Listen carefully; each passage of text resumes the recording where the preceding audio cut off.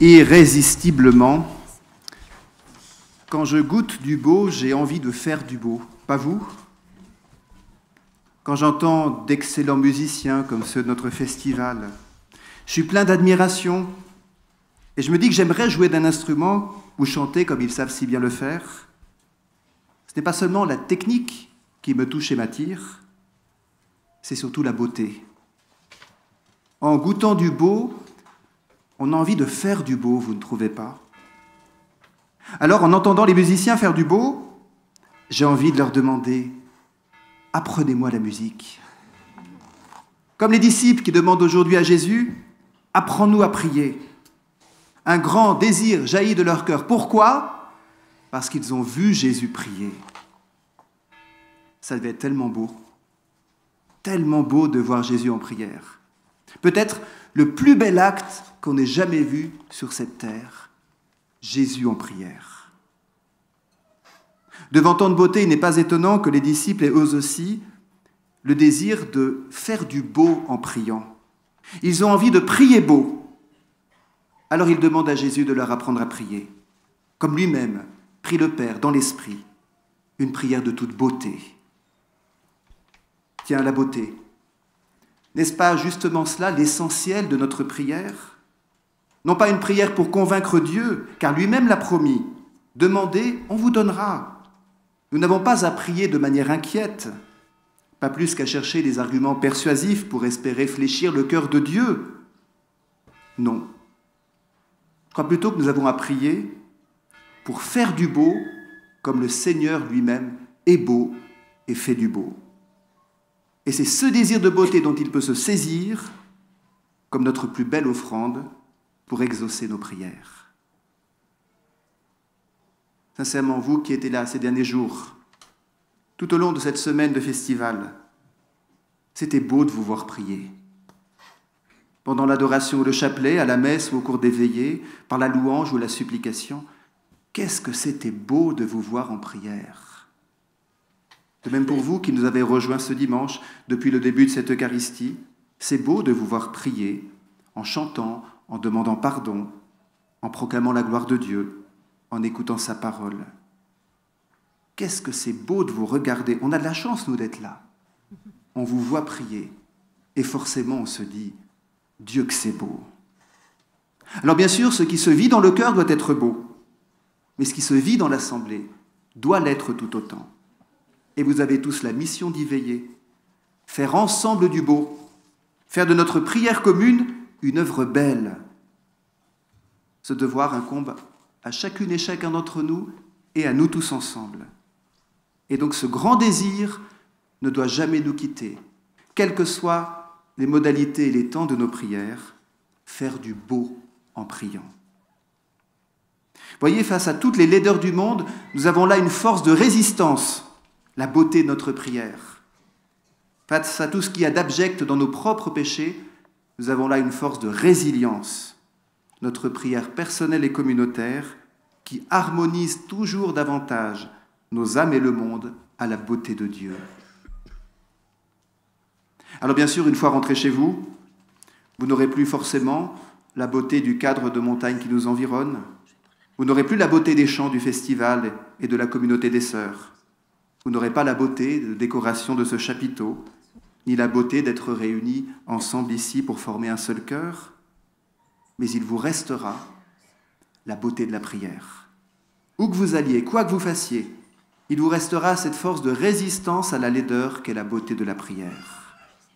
Et voyez, quand on prend vraiment conscience de cela, l'évidence s'impose à nous. On ne va pas prier seulement quand on en a envie. On ne va pas prier parce qu'on a du temps, ou parce qu'on en a besoin, ou parce qu'un événement rend tout à coup la prière plus urgente. Non, on va prier pour glorifier la beauté de Dieu et pour faire de la beauté avec lui. Voyez, notre prière devient alors ce canal privilégié pour que la beauté divine se répande dans le monde et que la beauté humaine rejoigne celle du ciel. Et voyez, quelles qu'en soient les modalités, notre prière est belle parce qu'elle veut laisser passer le beau. Elle console et guérit, elle raffermit et rassure, elle ouvre des voies nouvelles, elle unit dans la communion de l'Église.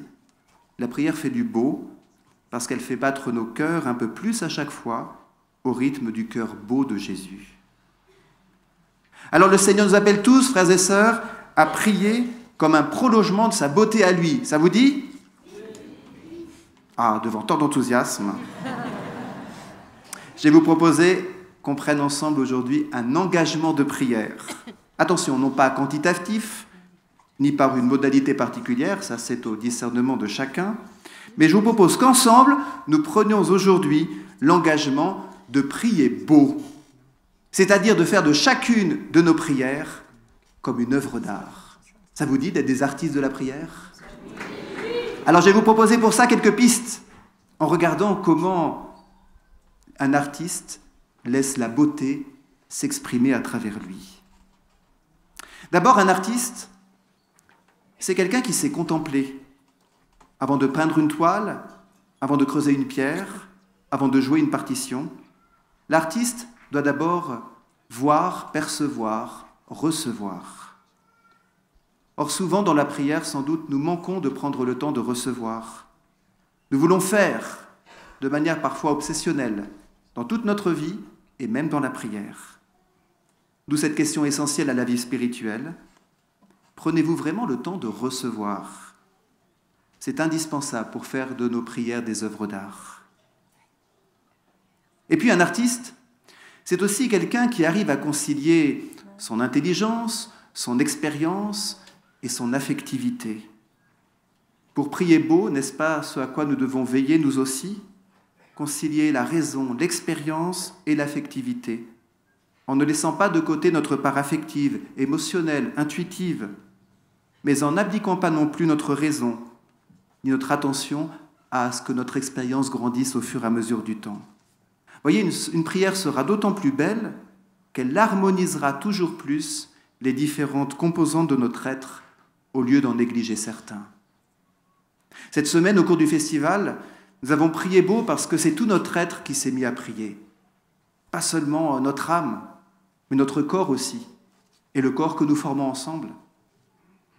Et cette prière, nous avons veillé à ce qu'elle ne soit pas simplement une expression affective, parce que finalement, ça pourrait rester très superficiel. Donc on a laissé cette prière s'ancrer profondément en nous, rejoindre notre intelligence, notre parcours de vie, et ce que l'Église nous enseigne. Ainsi, nous pouvons être des artistes de la prière.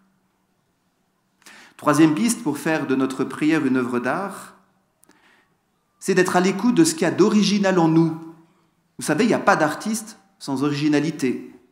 Sinon, on parle d'un copiste. Pour être des artistes priants, il ne faut donc pas avoir peur de laisser s'exprimer ce qu'il y a en nous d'original et d'unique. Tiens, d'ailleurs, vous pourriez peut-être discerner ici, sous le regard de la Vierge Marie, ce qui fait votre originalité, et spécifiquement votre originalité de prière. Vous y découvrirez certainement la vocation unique et incomparable que le Seigneur vous a confiée. Être des artistes, des originaux, peu importe si on apparaît un peu trop originaux aux yeux du monde. Et puis, dernière piste pour faire de nos prières des œuvres d'art, en fait, c'est prendre conscience qu'un artiste n'est jamais artiste tout seul. Son désir de faire de beau est toujours un désir de s'harmoniser à la beauté qui l'entoure et de la communiquer aux autres. Ainsi, ici, dans les Hautes-Alpes, quand on voit les belles montagnes, c'est comme si elles s'offraient à nous pour nous dire « Ça vous dit d'être beau avec nous ?» Quand on voit des marmottes se balader dans les montagnes, on les entend presque nous crier aussi « Ça vous dit d'être beau et belle avec nous ?» Et si la montagne répond à sa vocation de beauté par sa majesté, et si la marmotte répond à sa vocation de beauté en vivant sa vie de marmotte, l'être humain, lui, accomplit sa vocation à la beauté, d'abord dans la prière, en communion avec les autres. Bien sûr, c'est la charité qui est l'expression extérieure la plus manifeste de la beauté humaine. Mais la prière en est le fondement, permettant de tout rattacher à la source de la beauté et de vivre vraiment en communion de beauté.